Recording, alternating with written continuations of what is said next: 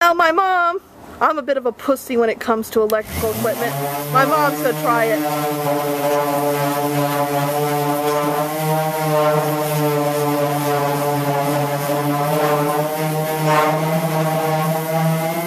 Of course, she's using 2 hands. I should have probably done that. Warn me if you're gonna turn it on again. I have to admit, it does seem to be doing a good job. Isn't that nice? I wonder if, is it going to be a problem if we have the dust going in there? It's not going to hurt the car, is it? Maybe we should put something right there. I don't know what that is. I think it might be the... I don't know what that is. Okay. Give me a piece of aluminum foil or something so I can cover that area. Okay, you'll have to make sure you don't get it caught in the sander. Well, I did a review of my Craftsman sander, and don't get me wrong, it's actually a very excellent sander. The problem with it is that it was not, I wasn't holding on with both hands, but it's really better for someone who has a lot of upper body strength. My mom's a nurse, and she's accustomed to lifting patients, so she's a lot stronger than I am in upper body strength.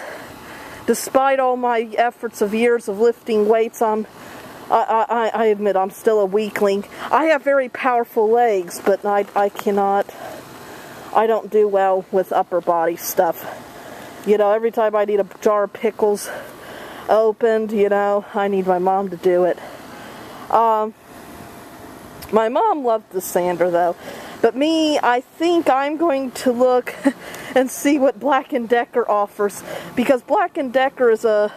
Well, I don't like to say this, because probably there's men that use Black & Decker, and, I don't want anybody getting offended or anything. But, the thing is Black & Decker is a little more friendly, chick-friendly, it's good for guys too. I'm not saying, I don't mean to insult anybody's masculinity, but Black & Decker, it's very nice for somebody who might be a little weaker, physically, now, admittedly, sometimes there's stuff, there's stuff's powerful, usually powerful enough to get the job done, but, maybe it's not as powerful as Craftsman, and for some of the things you may need to be done, to get done with that. I might have to eventually get over my fear of power tools, to do some of the things that I want to do. But, but we'll see. But anyway, my mom did do a very nice part with this. Some parts of the patching did get a little undone, but I don't know if that's going to be a big deal. What's amazing is that even after this stuff dries, it still smells a bit. And but me, I think I'm going to stick to block sanding for now, until I find something maybe a little more chick-friendly. So today I'm going to start on the back here. I'm going to try with 320. I might have to go to a much coarser grade, I don't know. They claim that when you want to repaint your car, you don't actually have to go down to the bare metal. They just say you need just to scratch it up so that the primer has something to adhere to. So, anyway, I'm going to try just doing the back here. I'm thinking I should have probably started putting newspaper, even though I was not painting yet, of putting newspaper up. You cannot believe how dirty this gets. And of course, you don't want to wear your Sunday clothes with this job either. But, I don't know. I may have to use I don't know if I'm still debating on whether I need to use maybe a little more coarser grit. I don't know. It depends on what they're right. If they just said you have to rough up the surface a bit, you don't really need to take it down to the metal. If that's true, then you know, I at least seem to have gotten it where it's kind of even, but I don't know. I need a more coarser grit to remove this, you know, this bit. But the 320 did get some of it off.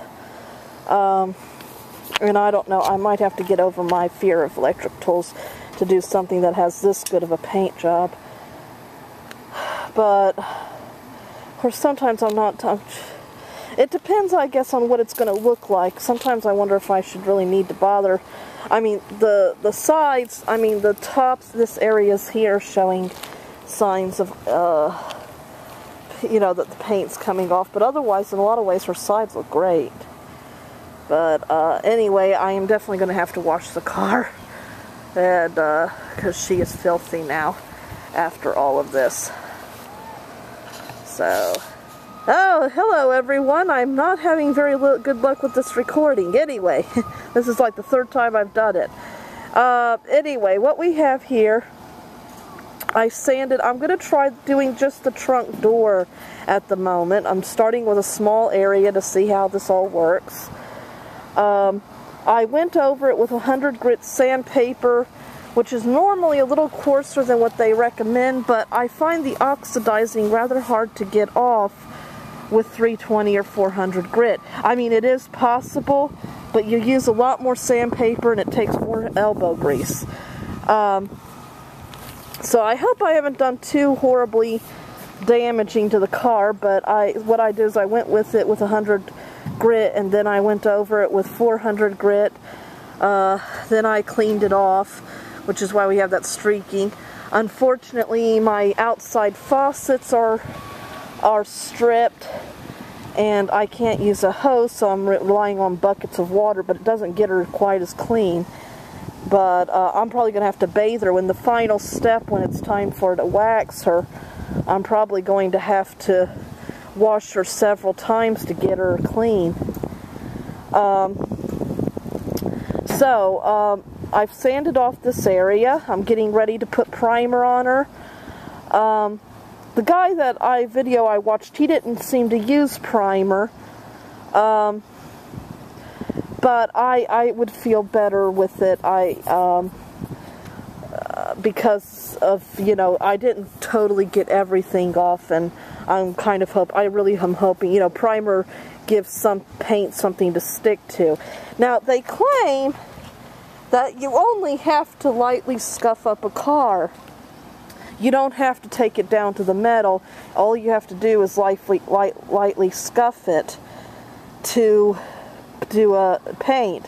Part of me sometimes has doubts about that, though I suppose, I mean, we don't take when we paint a house, we don't, you know, take it down to the concrete, so I suppose that it's possible that that is the case. But I have to admit, part of me is a little worried that the paint's not going to stick. Though my mom did actually, she had sprayed some primer, I think, on this store many years ago, and she didn't even sand or anything like that first, and it did stay a long time before it started chipping, so I guess it might, you know, it might stick. So what the next step here is, we're going to clean this area off with mineral spirits, and then I'm going to wash it again, and then I'm going to get ready to, while that's drying, or, well, maybe I'll probably wait till it dries, then I'll start taping up the areas and get ready to paint. Hi everybody, while I'm waiting for the car to dry, I decided I'd show you what I'm going to be using. This is specifically for automobiles, automobile primer. It's Rust-Oleum, and it's the Stops Rust brand. And you can tell the color it's going to be, supposedly, I guess, from the cap. They had several, and with different caps, so I'm assuming that means it's the color. Excuse me. You want one that's particularly for wet sandable, So what we're going to do after the car dries is that we're going to apply the primer. And supposedly they claim you should apply 2 or more light coats a few minutes apart. So, and then, but before I do that, I'm going to take this painter's tape and I'm going to tape up important areas, you know, that I don't want to get, that I don't want to spray. Okay, so we've taped it up, taped up the headlights, taped up all the areas I don't want to, you know, spray.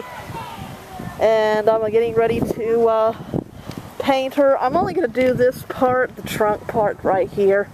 I want to start out small, and then I'll move on to other areas later.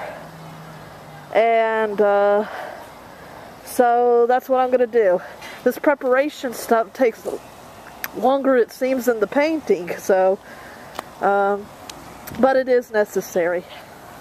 Okay, so this is her after 2 or 3 coats of primer. It's not totally dry. I have to admit, it kind of looks like crap at the moment.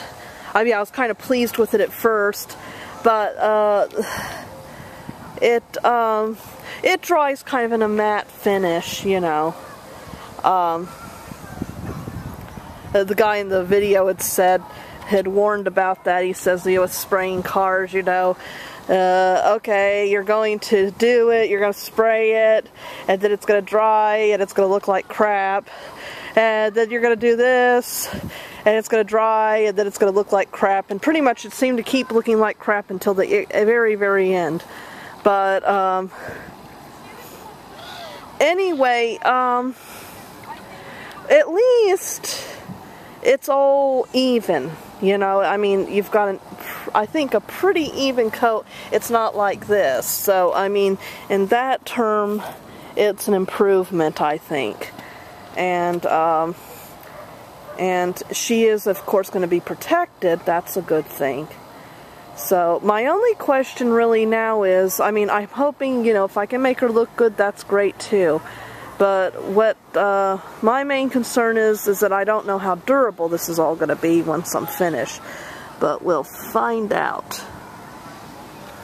So, anyway, so that's what I'm doing for today. Tomorrow I will probably move on to the roof. Well, if I feel up to it and the weather's good anyway, that's what I'm planning on doing.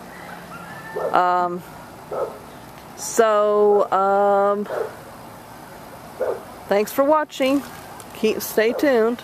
So this is how the car looks the next day after I put 3 coats of primer on it 2 minutes apart for each coat. And I have to say I am very pleased. This is actually making me feel quite hopeful about you know, that this is going to be possible.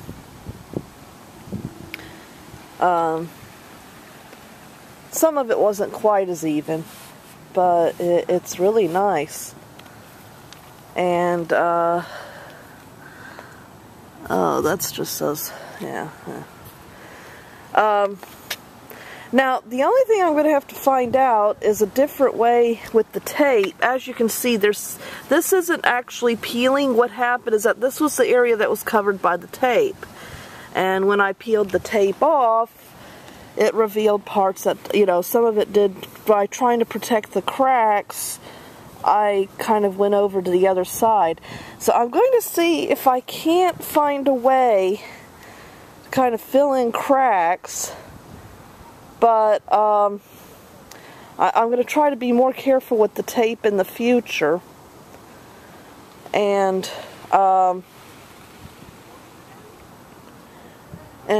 try to, you know, so the parts I want covered get covered. I guess I should have actually done I don't know why I didn't protect the bumper, but oh well. I guess it's not really going to make a difference in the end. So, but overall, I am very pleased. So today, what I'm planning on doing is doing the roof and doing some patching up on a little bit of the Bondo, because I think when my mom sanded it, she did, oh, and there's some new rust that was uncovered that I'm going to have to treat. But I think when with some of the Bondo, she kind of uncovered some of it, it chipped. So I think I'm going to repair some of that. And that's what I'm doing for today.